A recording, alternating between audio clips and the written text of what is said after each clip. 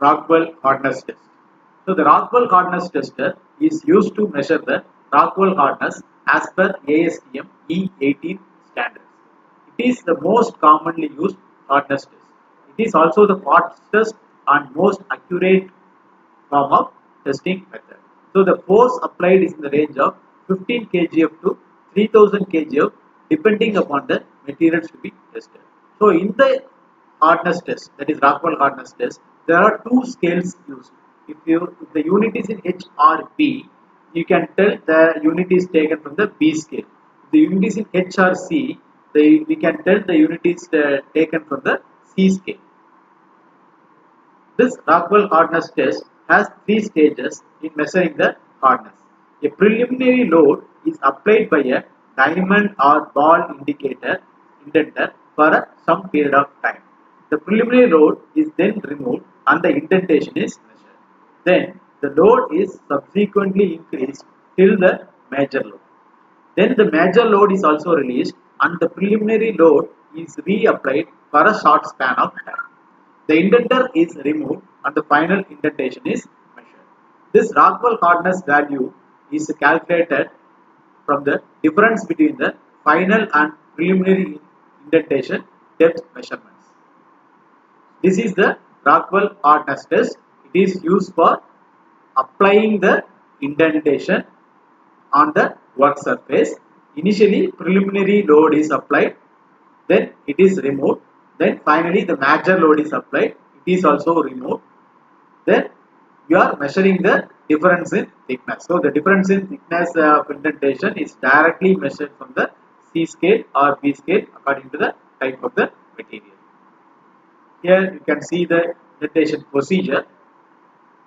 Initially it is the work surface, then you are applying the preload initially, the first step for some time. Then second step you are applying the additional load. Then additional load is removed and the preload is applied, and the depth of the difference in depth is calculated and it is plotted in the Rockwell scale.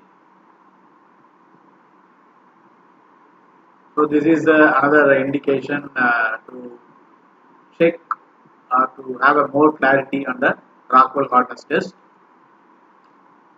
So initially the minor load is applied, so it is having some deformation. Then the major load is applied, it is having some deformation, it is having a major deformation.